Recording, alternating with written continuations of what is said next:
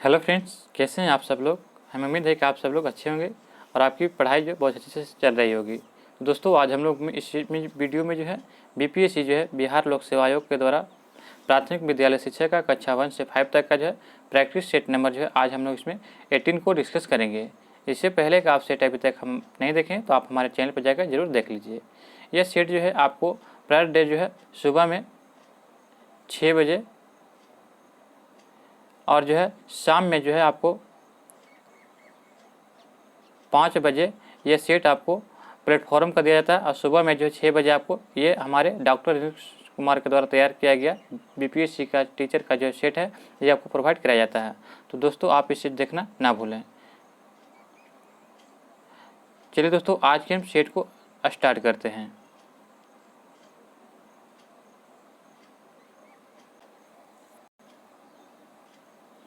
महाराज का पहला प्रश्न दिया है कि निम्न में से कौन सी चीज़ सिंधु घाटी की खुदाई में वाणिज्यिक और आर्थिक विकास का घोतक था। तो आपका इसका राइट आंसर हो जाएगा ऑप्शन नंबर बी, मोहरे। मोहरे जो थे यह सिंधु घाटी की खुदाई में वाणिज्यिक और आर्थिक विकास का घोतक था। ऑप्शन नंबर बी इसका राइट आंसर हो जाएगा। किन शासकों के शासनकाल में अजंता और एलोरा की गुफा चित्रकला विकसित हुआ था। तो अजंता की गुफा और एलोरा की चित्रकला जो है यह विकसित हुआ था किसके शासनकाल में। तो आपका इसका राइट आंसर होगा चालुक्यों के शासनकाल में। ऑप्शन नंबर 4 इसका राइट आंसर हो जाएगा। चालुक्यों के शासनकाल में अजंता और एलोरा की गुफाओं चित्रकला विकसित हुआ था। ऑप्शन नंबर 4 इसका राइट आंसर हो जाएगा। तंजौर में विदेश्वर मंदिर का निर्माण किसने करवाया था।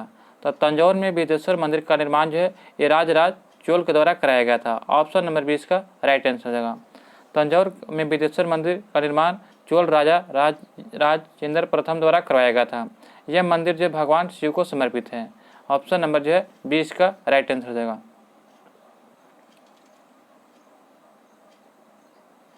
ऑप्शन नंबर सी इसका राइट होगा, राजेंद्र चोल के द्वारा। अगला प्रश्न दिया गया है कि जैनियों के पहले तीर्थंकर कौन थे। तो जैनियों के पहले तीर्थंकर कौन थे। तो आपका इसका राइट आंसर होगा ऋषभ देव। ऋषभ देव जो थे ये जैनियों के प्रथम तीर्थंकर थे। ऑप्शन नंबर 4 इसका राइट आंसर हो जाएगा। ऋषभ देव जो थे जैनों के प्रथम तीर्थंकर थे, याद रखिएगा। जैनों में कुल जो 24 तीर्थंकर हुए थे, जो 24वें तीर्थंकर कौन थे तो महावीर थे, ये याद रखिएगा। अगला प्रश्न दिया गया है कि तमिल भाषा के शिल्पाधिकारम और मणिक्खेलई नामक गौरव ग्रंथ किसने संबंधित हैं। तो तमिल भाषा के जो है शिल्पाधिकारम और जो मणिक्खेलई नामक गौरव ग्रंथ जो है यह किससे संबंधित हैं। तो आपका इसका राइट आंसर होगा बौद्ध धर्म से। ऑप्शन नंबर 20 का राइट आंसर हो जाएगा। बिहार राज्य के किस पक्षी बिहार में साइबेरियाई पक्षी प्रवास के लिए आते हैं। तो आपका इसका राइट आंसर होगा कांवर पक्षी बिहार बेगूसराय में। कांवर पक्षी बिहार बेगूसराय में जो है यह साइबेरियाई पक्षी प्रवास करते हैं। ऑप्शन नंबर ए इसका राइट आंसर हो जाएगा। जनगणना 2011 के आधार पर बिहार में कुल मृत्यु दर प्रति हजार कितना है। तो बिहार में 2011 के जनगणना के अनुसार जो है कुल मृत्यु दर प्रति हजार पर कितना है तो 9 हो जाएगा। ऑप्शन नंबर ए इसका राइट आंसर हो जाएगा। जनगणना 2011 के आधार पर पूरे भारत की तुलना में बिहार की जनसंख्या 10 की वृद्धि दर कितना है। तो 2011 की जनगणना के आधार पर जो है भारत की तुलना में बिहार की जनसंख्या के 10 की वृद्धि दर आपका कितना हो जाएगा। तो आपका इसका राइट आंसर हो जाएगा ऑप्शन नंबर सी हो जाएगा, भारत की तुलना में अधिक है। नूरजहां की असली नाम क्या था। तो नूरजहां का जो असली नाम था वह मेहरुनिसा था। ऑप्शन नंबर सी इसका राइट आंसर हो जाएगा। नूरजहां का वास्तविक नाम मेहरुनिसा था जो जहांगीर से विवाह किए थे। ऑप्शन नंबर सी इसका राइट आंसर हो जाएगा। निम्नलिखित में से किस जिले का निर्माण अकबर ने नहीं कराया था। तो अकबर के द्वारा जो है यह ग्वालियर का किला जो है यह निर्माण नहीं करवाया गया था। ऑप्शन नंबर जो है ये इसका राइट आंसर होगा। राजा मान सिंह तोमर ने 8वीं शताब्दी में जो है ग्वालियर के किले का निर्माण करवाया था। ऑप्शन नंबर ए इसका राइट आंसर होगा। जबकि आगरा का किला, लाहौर किला, इलाहाबाद का किला ये अकबर ने निर्माण करवाया था। सूची 1 और सूची 2 को यहाँ पे सम्मिलित करना है। तो रॉलेट एक्ट, तो रॉलेट एक्ट क्या था। तो रॉलेट एक्ट जो था आपका इसका हो जाएगा। तो रॉलेट एक्ट जो था ये 6 अप्रैल 1919 को लागू कर दिया गया था। इसमें जो था बिना मुकदमे के जो किसी को भी बंदी बनाया जा सकता था, यानी कि इसका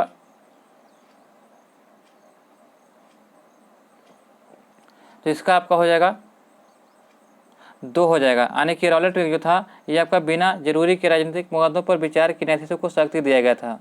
मॉन्टेगो चेम्सफोर्ड सुधार अधिनियम जो यह संबंधित था आपका तो केंद्रीय और प्रांतीय सरकारों को कार्यों के बीच स्पष्ट विभाजन किया जाना था।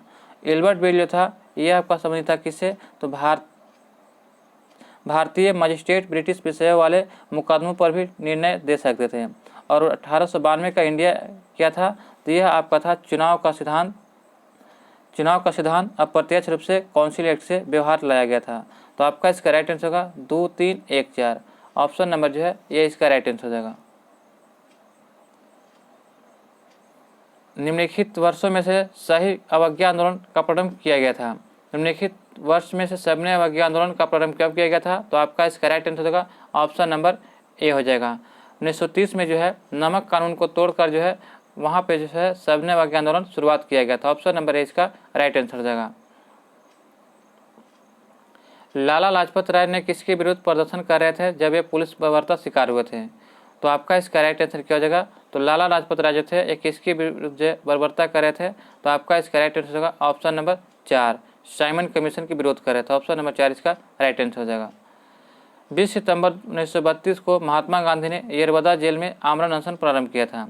तो 20 सितंबर 1932 को जो है महात्मा गांधी ने येरवदा जेल में आमरण अनशन प्रारंभ किया था, तो किस लिए किया था, तो रैमजे मैकडोनाल्ड के सांप्रदायिक अवार्ड के विरुद्ध। ऑप्शन नंबर 6 का राइट आंसर हो जाएगा। आगरा को स्वतंत्रता देने का ब्रिटिश विचार किस कारण बदल गया था, तो आगरा को स्वतंत्रता देने का ब्रिटिश विचार किसके कारण बदल गया था, तो यह बदल गया था आपका द्वितीय विश्व युद्ध के प्रभाव के कारण, ब्रिटेन की सरकार में बदलने के कारण और जो भारत की राष्ट्रीयता के बढ़ते हुए जवार के कारण। तो ऑप्शन नंबर 4 इसका राइट आंसर होगा। सुभाष चंद्र बोस ने कांग्रेस की अध्यक्षता से त्यागपत्र दिया था, तो सुभाष चंद्र बोस ने जो है कांग्रेस की अध्यक्षता से त्यागपत्र कब दिया था, तो यह 1939 के जो है त्रिपुरी में जो है कांग्रेस का अधिवेशन हुआ था पवनवा, उसी समय जो है सुभाष चंद्र बोस ने जो है यह कांग्रेस की अध्यक्षता से त्यागपत्र दिया था। ऑप्शन नंबर 20 का राइट आंसर हो जाएगा। वह अमेरिकी प्रशासक जो भारत छोड़ो आंदोलन के समय महात्मा गांधी के साथ थे, तो आपका इसका राइट आंसर क्या हो जाएगा, option number A, Louis Fischer जो थे ये अमेरिकी पत्रकार जो थे ये भारत छोड़ो आंदोलन के समय महात्मा गांधी के साथ थे। ऑप्शन नंबर ए इसका राइट आंसर होगा। दोस्तों आपको यह वीडियो पसंद आ रहा हो तो हमें चैनल को सब्सक्राइब करें और बेल आइकन नोटिफिकेशन को ऑन कर लें और वीडियो को जो है ग्रुप में जरूर शेयर करें। हमारा अगला प्रश्न दिया गया है कि आज़ाद हिंद फौज के संस्थापक कौन थे, तो यहाँ आज़ाद हिंद फौज के संस्थापक के बारे में पूछा गया, तो आपका इसका राइट आंसर होगा सुभाष चंद्र बोस। ऑप्शन नंबर 6 का राइट आंसर हो जाएगा। जनवरी 1941 में जो है सुभाष चंद्र बोस जो है भारत से बाहर चले गए थे और जून 1943 में जो है टोक्यो पहुंचे। उसके तुरंत बाद रास बिहारी बोस ने जो है सुभाष चंद्र बोस के पक्ष में भारतीय स्वतंत्रता लीग की अध्यक्षता से त्यागपत्र दे दिया और सुभाष चंद्र बोस आज़ाद हिंद फौज की सर्वोच्च सेनानायक घोषित करते हुए मार्च 1942 में रास बिहारी बोस ने टोक्यो में एक सम्मेलन का आयोजन किया था जिससे भारतीय राष्ट्रीय सेना का आज़ाद हिंद फौज के गठन का निर्णय किया गया था। तो ऑप्शन नंबर जो है सी इसका राइट आंसर हो जाएगा। क्रमानुसार व्यवस्थित करें, तो क्रमानुसार व्यवस्थित करना है तो साइमन कमीशन का आगमन, तो आगमन कब हुआ था, तो 1928 में। असहयोग आंदोलन 1920 में।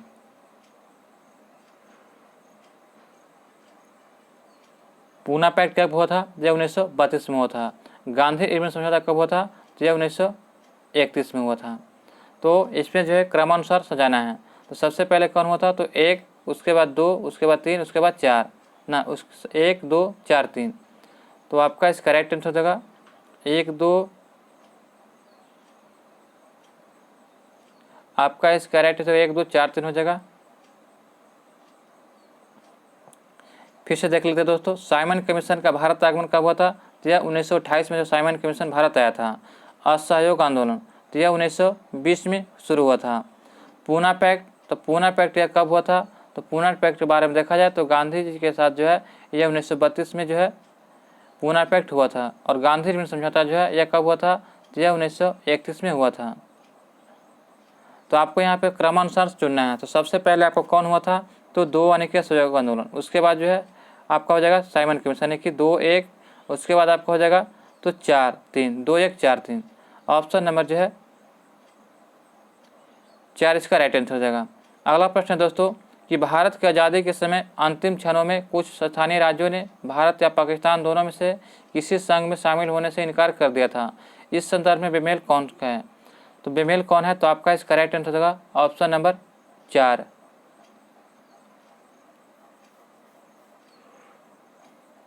राजकोट इसका राइट आंसर हो जाएगा। देखा जाए तो अंग्रेजों ने भारत को सत्ता हस्तांतरित करते समय रियासतों को स्वाधीनता का दर्जा देकर जो है अखंड भारत के सपने पर प्रश्न चिन्ह पैदा कर दिया था, और परंतु सरदार वल्लभ भाई पटेल के सहित चंद नेताओं के सूझबूझ से जो है इन समस्याओं को सुलझा दिया गया था। लेकिन कुछ रियासतें जो थे जैसे त्रावणकोर, जूनागढ़, कश्मीर और हैदराबाद अंतिम समय तक अपनी स्वाधीनता संप्रभुता बरकरार रखने में के लिए संघर्ष रहे थे। तो ऑप्शन नंबर 4 इसका राइट आंसर हो जाएगा, जबकि राजकोट नहीं था। अगला प्रश्न देखते हैं, निम्नलिखित में से कौन सी बराबर वर्षा वाले स्थानों को जोड़ने वाली रेखाएं हैं? तो बराबर वर्षा वाले स्थानों को जोड़ने वाली रेखा को जो आइसो हाइट रेखा कहते हैं। आइसो हाइट रेखा जो है ये समान वर्षा वाली रेखा को जोड़ने वाली रेखा है।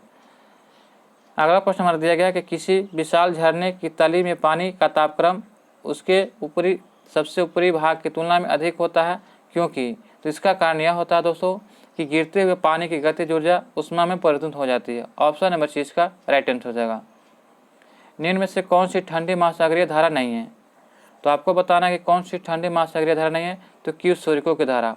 क्यूसोरिको की धारा जो है यह गर्म महासागरीय धारा है, यह प्रशांत महासागर में प्रवाहित होती है, जबकि कैलिफोर्निया, ओयोसियो और किनारे जो है यह ठंडी जलधारा है। तो ऑप्शन नंबर 6 का राइट आंसर हो जाएगा। अगला प्रश्न है कि जलडमरू मध से क्या अभिप्राय होता है? तो जलडमरू मध से क्या अभिप्राय होता है? तो आपका इसका राइट आंसर हो जाएगा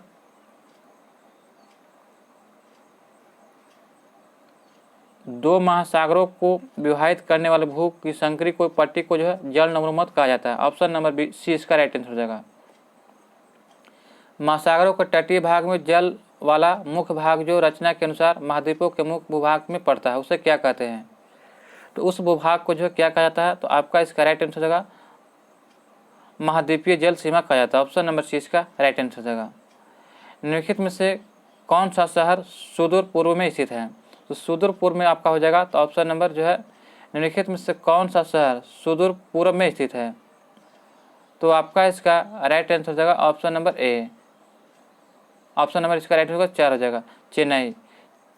चेन्नई जो है सबसे पूर्व में स्थित है। लखनऊ जो है ये 26 डिग्री 50 नॉर्थ से लेकर 80 डिग्री 54 जो है ईस्ट तक है। जबलपुर जो है 23 डिग्री से 11 डिग्री नॉर्थ से 79 डिग्री 58 मिनट ईस्ट है, जबकि हैदराबाद जो है 17 डिग्री 23 मिनट नॉर्थ से लेकर जो है 78 डिग्री 28 मिनट ईस्ट तक है। जबकि चेन्नई के बारे में देखा जाए तो यह 13 डिग्री 6 नॉर्थ से जो है 80 डिग्री 17 ईस्ट तक है। तो आपका इसका राइट आंसर क्या हो जाएगा? तो ऑप्शन नंबर 4 हो जाएगा, चेन्नई सबसे पूर्व में स्थित है। आंध्र प्रदेश की नई राजधानी क्या है? तो आंध्र प्रदेश की नई राजधानी कहाँ बनाया गया है? तो आपका इसका राइट आंसर होगा option number A, Amravati. Bharat में सबसे घनी आबादी वाला राज्य कौन सा है? तो भारत में सबसे घनी आबादी वाला राज्य यह बिहार है। ऑप्शन नंबर जो है 20 का राइट आंसर हो जाएगा।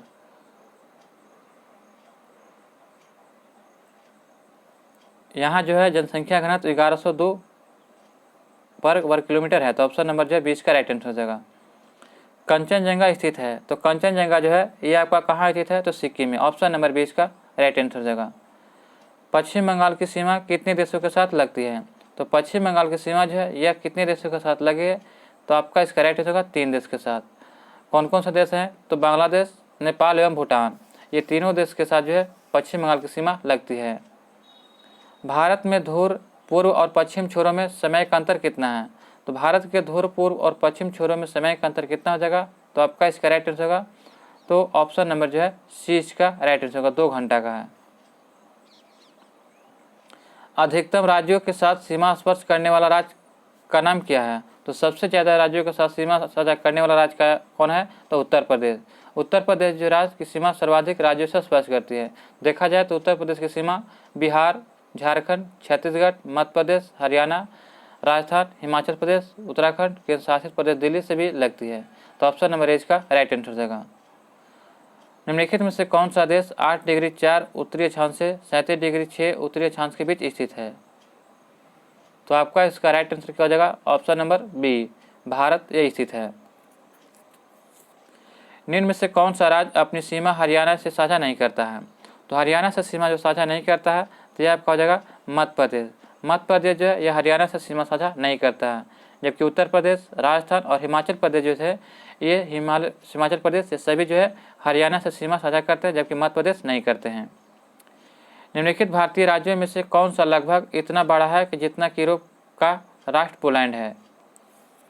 तो आपका इसका राइट आंसर होगा महाराष्ट्र। महाराष्ट्र भारत का इतना बड़ा राज्य है जितना कि यूरोप का राष्ट्र पोलैंड है। ऑप्शन नंबर सी इसका राइट आंसर हो जाएगा।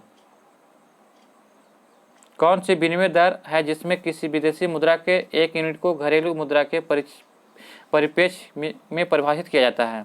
तो यह आपका परिभाषित किया जाता है, तो आपका इसका राइट आंसर हो जाएगा ऑप्शन नंबर बी, नाम मात्र। विनिमय दर 2 प्रकार की होती है, वास्तविक और नाम मात्र की। तो नाम मात्र विनिमय दर को इस प्रकार परिभाषित किया जाता है कि जिसमें विदेशी मुद्रा को 1 यूनिट को घरेलू मुद्रा में व्यक्त किया जाता है। ऑप्शन नंबर 20 का राइट आंसर हो जाएगा। नरसिम्हन समिति संबंधित है किससे? तो नरसिम्हन समिति जो है यह बैंकिंग सुधार से संबंधित है। ऑप्शन नंबर 30 का राइट आंसर हो जाएगा। निम्न में से कौन से कर का बोझ समाज के गरीब वर्गों पर पड़ता है? तो निम्न में से कौन से कर का बोझ गरीब के समान वर्ग के गरीबों पर पड़ता है? तो आपका इसका राइट आंसर होगा अप्रत्यक्ष कर। ऑप्शन नंबर 20 का राइट आंसर हो जाएगा। इनमें से कौन सा मुद्रास्फीति द्वारा अधिक प्रभावित होता है? तो मुद्रास्फीति द्वारा सबसे अधिक प्रभावित होता है तो लेनदार। ऑप्शन नंबर 20 का राइट आंसर हो जाएगा। मोबाइल के माध्यम से मुद्रा के हस्तांतरण को क्या कहा जाता है? तो मोबाइल के माध्यम से मुद्रा के हस्तांतरण को क्या कहा जाता है? तो ऑप्शन नंबर सी इसका राइट आंसर होगा IMPS। तत्काल भुगतान सेवा मोबाइल फोन के माध्यम से बैंकिंग द्वारा प्रदत्त इलेक्ट्रॉनिक फंड ट्रांसफर सिस्टम इसको कहा जाता है, यानी कि IMPS। ऑप्शन नंबर सी इसका राइट आंसर हो जाएगा। इनमें से कौन सी कार्यवाही संघ के बजट से संबंधित है? तो इनमें से कौन सी कार्यवाही संघ के बजट से संबंधित है दोस्तों? तो आपका इसका राइट आंसर हो जाएगा कटौती प्रस्ताव। ऑप्शन नंबर सी इसका राइट आंसर हो जाएगा। भारत सरकार द्वारा प्रस्ताव मांग की राशि कम करके 1 रुपया करने संबंधी प्रस्ताव को क्या कहते हैं? तो इस प्रस्ताव को जो है नीतिगत कटौती प्रस्ताव कहा जाता है। ऑप्शन नंबर इसका राइट आंसर हो जाएगा। कुल मिलाकर पंजाब में कितने संसदीय राज्यसभा सीटें हैं? तो पंजाब में जो संसदीय राज्यसभा सीटों की संख्या 7 है। ऑप्शन नंबर इसका राइट आंसर हो जाएगा। जबकि लोकसभा सीटों की संख्या 13 है पंजाब में। अगला प्रश्न देखते हैं। हमारा अगला प्रश्न दिया गया है कि कुल मिलाकर सिक्किम में संसदीय राज्यसभा की सीटें कितना है? तो सिक्किम में जो संसदीय राज्यसभा की सीटें की संख्या तो कितना है? तो आपका इसका राइट आंसर होगा 1 है।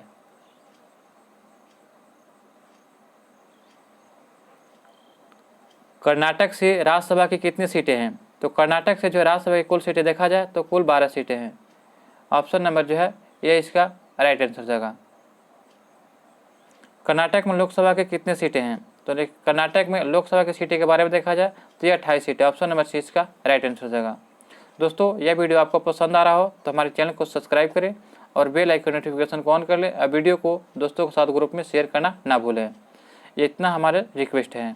निम्न में से कौन हमारे देश के दोनों सदनों का सदस्य नहीं होता है? तो निम्न में से कौन हमारे देश के दोनों सदनों का सदस्य नहीं होता है? तो आपका इसका राइट आंसर होगा ऑप्शन नंबर सी, राष्ट्रपति। ऑप्शन नंबर सी इसका राइट आंसर होगा। भारत का राष्ट्रपति संसद के किसी भी सदन का सदस्य नहीं होता, जबकि प्रधानमंत्री, वित्त मंत्री और रेल मंत्री ये सभी किसी न किसी सदन के सदस्य होते हैं। निम्न में से संसद में किस प्रावधान के बदलाव के लिए विशेष बहुमत की आवश्यकता होती है?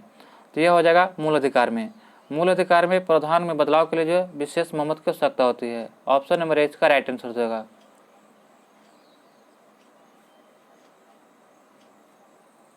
निम्नलिखित में से कौन भारत की संचित निधि का संरक्षक है? तो संचित निधि का संरक्षक जो है यह संसद होता है। ऑप्शन नंबर सी इसका राइट आंसर हो जाएगा। क्षेत्रफल की दृष्टि से निम्नलिखित में से कौन सा लोकसभा संसदीय चुनाव क्षेत्र सबसे बड़ा है? तो आपका इसका राइट आंसर होगा ऑप्शन नंबर सी। लद्दाख जो है जम्मू कश्मीर में है, जो क्षेत्रफल की दृष्टि से जो है लोकसभा संसदीय चुनाव क्षेत्र सबसे बड़ा है। ऑप्शन नंबर सी इसका राइट आंसर हो जाएगा।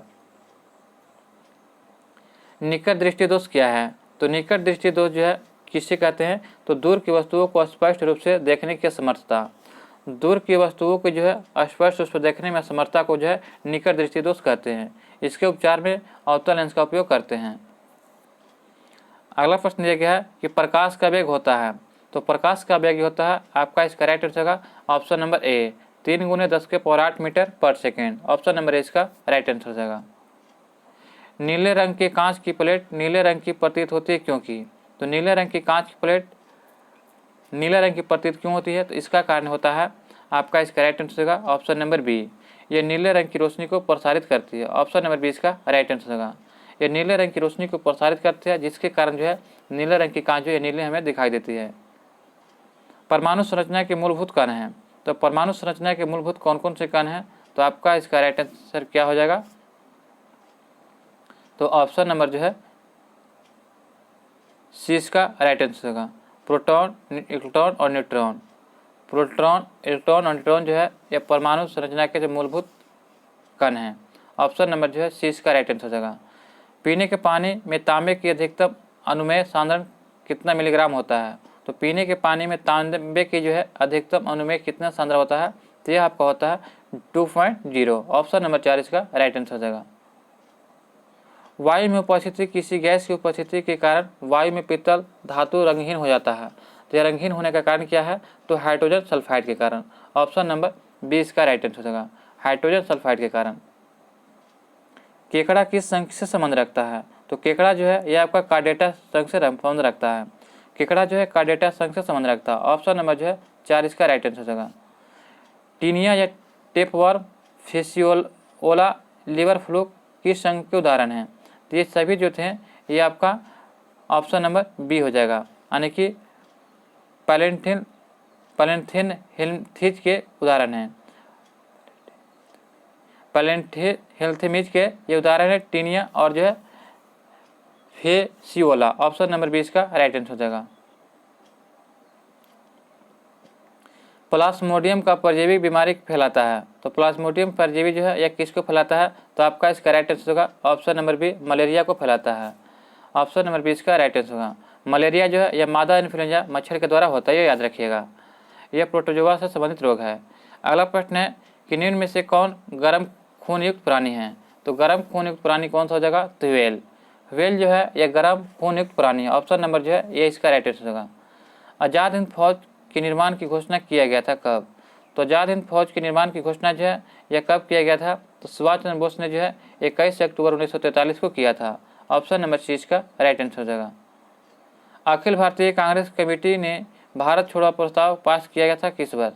तो अखिल भारतीय कांग्रेस कमेटी ने भारत छोड़ो प्रस्ताव पास कब किया था? तो यह पास किया गया था 1942 में। ऑप्शन नंबर जो है 4 इसका राइट आंसर हो जाएगा। महात्मा गांधी तथा उसके सहयोगियों की 1942 में हुई धरपकड़ से बिहार में दंगे हुए। इसमें रेल सेवा पूर्ण रूप से ठप हो गया था। उसमें अधिकतम प्रभावित जिला कौन था? तो सबसे अधिक प्रभावित जिला पटना जिला था। ऑप्शन नंबर सी इसका राइट आंसर हो जाएगा। 6 जुलाई 1942 को वर्धा में महात्मा गांधी जी के कांग्रेस की कार्यकारी समिति में अपने भारत छोड़ो आंदोलन की चर्चा की। तब उस समिति के अध्यक्ष कौन थे? तो उस समय उस समिति के अध्यक्ष मौलाना अब्दुल कलाम आज़ाद थे। ऑप्शन नंबर बी इसका राइट आंसर हो जाएगा। नेक्स्ट प्रश्न है कि फ्रंटियर गांधी का असली नाम क्या है? तो फ्रंटियर गांधी का असली नाम क्या हो जाएगा? तो Khan Abdul Ghaffar Khan. Option number C इसका राइट आंसर हो जाएगा। इन्हीं को जो है सीमांत गांधी कहा जाता है। भगत सिंह, राजगुरु और सुखदेव को फांसी कब दिया गया था? तो यह जो है 23 मार्च 1931 को दिया गया था। 23 मार्च 1931 को जो है इनको भगत सिंह और राजगुरु को जो फांसी दिया गया था। ऑप्शन नंबर जो है सी इसका राइट आंसर होगा। इनको जो लाहौर षड्यंत्र केस के लिए फांसी दिया गया था। लंदन में जनरल डायर के किसने गोली मारा था? तो लंदन में जनरल डायर को जो गोली किसने मारा था? तो यह उधम सिंह ने। ऑप्शन नंबर 4 इसका राइट आंसर होगा। लंदन में जो है जनरल डायर को गोली जो है यह उधम सिंह ने मारा था। ये कब मारा था? तो 1940 में। तो ऑप्शन नंबर 4 इसका राइट आंसर होगा। स्वराज पार्टी का गठन डैश किसकी असफलता के बाद हुआ था? तो स्वराज पार्टी का गठन जो है यह 1923 में किया गया था। किसकी असफलता के बाद? तो आपका इसका राइट आंसर होगा असहयोग आंदोलन की असफलता के बाद। INA की स्थापना INA इंडियन नेशनल INA की स्थापना कब किया गया था? तो आपका इसका राइट आंसर क्या हो जाएगा? तो ऑप्शन नंबर सी यानी कि सिंगापुर में। INA का मतलब होता है आज़ाद हिंद फौज की स्थापना। तो आज़ाद हिंद फौज की स्थापना जो है यह 1943 में जो है सुभाष चंद्र बोस ने सिंगापुर में किए थे। वैसे इस गठन का श्रेय दिया जाता है कैप्टन मोहन सिंह को दिया जाता है। तो ऑप्शन नंबर सी इसका राइट आंसर हो जाएगा। निम्न में से कौन जो है नरमपंथियों में से नहीं थे? तो नरमपंथी में से कौन से व्यक्ति नहीं थे? तो ये आपका हो जाएगा बाल गंगाधर तिलक। बाल गंगाधर तिलक जो थे ये नरमपंथी में से नहीं थे। ऑप्शन नंबर बी इसका राइट आंसर होगा। निम्नलिखित में से कौन सा अवसादी प्रकार के पोषक चक्र का एक उदाहरण है? तो आपका इसका राइट आंसर होगा फास्फोरस। फास्फोरस जो है यह अवसादी प्रकार के पोषक चक्र का उदाहरण है। ऑप्शन नंबर सी इसका राइट आंसर होगा। निम्नलिखित में से कौन सा विश्व में सुपरिचारित वन्य अभ्यारण्य है जिससे 1973 में शुरू किया गया था? तो दोस्तों आपका इसका राइट आंसर होगा option number B project tiger. Project tiger जो था यह विश्व में सुपरिचारित वन्य अभ्यारण्य था जिसे 1973 में शुरू किया गया था। ऑप्शन नंबर बी इसका राइट आंसर होगा। दोस्तों आपको यह वीडियो पसंद आ रहा हो तो वीडियो को लाइक करें और चैनल पर नहीं तो चैनल को सब्सक्राइब करें और वीडियो को दोस्तों के साथ ग्रुप में शेयर करना ना भूलें। बस इतना सा हमें आपसे रिक्वेस्ट है। हमारा अगला प्रश्न है कि सजीव रूपांतरित जीवों का सुरक्षित संचालन और परिवहन किस अंतर्राष्ट्रीय समझौते के माध्यम से किया जाता है? तो यह आपका किया जाता है दोस्तों। तो आपका इसका राइट आंसर हो जाएगा option number C Cartagena protocol. Cartagena protocol के माध्यम से जो है जीवित संशोधित जीवों को सुरक्षित संचालित और परिवहन किया जाता है। कार्टेजेना प्रोटोकॉल एक जैविक विविधता पर संयुक्त राष्ट्र सम्मेलन के तहत कानूनी रूप से बाध्यकारी अंतर्राष्ट्रीय समझौता है। ऑप्शन नंबर सी का राइट आंसर होगा। हाथी परियोजना कब प्रारंभ किया गया था? तो हाथी परियोजना को जो कब शुरू किया गया था? तो यह शुरू किया गया था 1992 में। ऑप्शन नंबर जो है आपका इसका राइट आंसर किया जाएगा। तो ऑप्शन नंबर जो है 20 का हाथी परियोजना कब प्रारंभ किया गया था? तो यह 1992 में किया गया था। तो ऑप्शन नंबर जो है दोस्तों इन दोनों में कन्फ्यूजन है थोड़ा सा, आप लोग देख लीजिएगा 1992 हो जाएगा। तो अप्रैल है या फरवरी कन्फर्म नहीं है। अगला प्रश्न देखते हैं एकाधिक खाद्य श्रृंखला के किस स्तर पर मिलने पर क्या बनता है? तो एकाधिक खाद्य श्रृंखला के किस स्तर पर मिलने से बनता है? तो आपका इसका राइट आंसर होगा ऑप्शन नंबर बी खाद्य जल बनता है। ऑप्शन नंबर बी इसका राइट आंसर हो जाएगा। भारत के वन प्राणियों के संदर्भ में फ्लाइंग फॉक्स उड़ने वाली लोमड़ी क्या है? तो भारत के वन प्राणियों के संदर्भ में फ्लाइंग फॉक्स या उड़ने वाली लोमड़ी किसको कहा जाता है? तो आपका इसका राइट आंसर होगा ऑप्शन नंबर ए एक चमगादड़ है। ऑप्शन नंबर ए इसका राइट आंसर होगा। अबोहर वन्य अभ्यारण्य किस प्रदेश में है? तो अबोहर वन्य अभ्यारण्य जो है यह आपका किस प्रदेश में है? तो इसका यहाँ पे सॉरी फ्रेंड्स यहाँ पे दिया गया है कि भारत के वन प्राणियों के संदर्भ में फ्लाइंग फॉक्स उड़ने वाली लोमड़ी कौन सा था? तो आपका इसका राइट आंसर क्या था? तो ये इसका राइट आंसर होगा चमगादड़ था। अगला प्रश्न देखते हैं। यहाँ पे दोनों प्रश्न 76 दिया है, ये आपका 77 हो जाएगा। तो 77 दिया गया है कि अबोहर वन्यजीव अभ्यारण्य किस प्रदेश में है? तो अबोहर वन्य अभ्यारण्य जो है यह आपका पंजाब में है। अबोहर वन्य अभ्यारण्य पंजाब के जो है अबोहर शहर के 15 किलोमीटर दूर स्थित है, ये याद रखिएगा। ऑप्शन नंबर जो है ये इसका राइट आंसर होगा। अगला प्रश्न हमारा दिया गया है कि महासागरों में पाए जाने वाले प्रवाल भित्तियों के विरंजन का क्या कारण है? तो महासागरों में पाए जाने वाले प्रवाल भित्तियों के विरंजन का क्या कारण होता है दोस्तों? तो यह जो ग्लोबल वार्मिंग होता है। ऑप्शन नंबर 4 इसका राइट आंसर हो जाएगा। पर्यावरण एवं वन मंत्रालय का सृजन कब किया गया था? तो पर्यावरण एवं वन मंत्रालय का सृजन जो है यह 1985 में किया गया था। ऑप्शन नंबर जो है ये इसका राइट आंसर हो जाएगा। पर्यावरण को विकास के साथ कब जोड़ा गया था? तो पर्यावरण को विकास के साथ जो है ये चौथी पंचवर्षीय योजना के द्वारा जोड़ा गया था। ऑप्शन नंबर जो है 4 इसका राइट आंसर हो जाएगा। सर्वाहारी जंतु किस वर्ग में आते हैं? तो सर्वाहारी जंतु जो है ये आपके द्वितीय उपभोक्ता में आते हैं। ऑप्शन नंबर सी इसका राइट आंसर हो जाएगा। एक पारिस्थितिकी तंत्र में होते हैं, तो एक पारिस्थितिकी तंत्र में क्या होते हैं? तो प्रवाहित होती है। एक पारिस्थितिकी तंत्र में प्रवाहित होती है। ऑप्शन नंबर सी इसका राइट आंसर होगा। पारिस्थितिकी तंत्र जो है सभी जीवों जैसे कि पौधे, जानवर, सूक्ष्मजीव और मनुष्य के साथ साथ भौतिक परिवेश एक दूसरे के साथ अंतःक्रिया करके और प्रकृति को संतुलित बनाए रखते हैं। तो ऑप्शन नंबर सी इसका राइट आंसर हो जाएगा। झीलों में सुपोषण किसकी उपस्थिति के कारण होता है? तो झीलों में जो सुपोषण जो होता है यह आपका हो जाता है नाइट्रोजन और फास्फोरस के जो है उपस्थिति के कारण। नेक्स्ट प्रश्न दिया गया है कि निम्नलिखित में से कौन सा शब्द न केवल एक जीव द्वारा लिए गए हैं निम्नलिखित में से कौन सा शब्द न केवल एक जीव द्वारा लिए गए भौतिक स्थान का वर्णन करता है बल्कि जीवों के समुदाय और इसकी कार्यात्मक भूमिका भी करता है? तो यह आपका राइट आंसर होगा ऑप्शन नंबर बी, यानी कि पारिस्थितिकी कर्मता में। एक झील में दूसरा पोषण स्तर क्या होता है? तो एक झील में दूसरा पोषण स्तर क्या होता है? तो यह आपका हो जाएगा पशु लवक या जो प्लांकटन जो है यह एक झील में दूसरा पोषण स्तर है। कौन सा स्वदेशी समुदाय गैलीथियो खाड़ी वन्य अभयारण्य को अपना निवास कहता है? तो आपका इसका राइट आंसर होगा ऑप्शन नंबर बी, नामदफा समुदाय। नामदफा समुदाय जो था यह स्वदेशी समुदाय गैलीथिया खाड़ी वन्य अभयारण्य को अपना निवास कहता है। ऑप्शन नंबर बी इसका सही आंसर जाएगा। निम्नलिखित में से कौन सा जो है राष्ट्रीय उद्यान पूर्वी हिमालय या उप क्षेत्र में सबसे बड़ा संरक्षित क्षेत्र है? तो यहाँ पे आपका राइट आंसर होगा ऑप्शन नंबर बी, नामदफा राष्ट्रीय उद्यान। नामदफा राष्ट्रीय उद्यान जो है यह कहाँ है? तो यह आपका हो जाएगा अरुणाचल प्रदेश में, जो पूर्वी हिमालय उप क्षेत्र में सबसे बड़ा संरक्षित क्षेत्र है। ऑप्शन नंबर 20 का राइट आंसर होगा।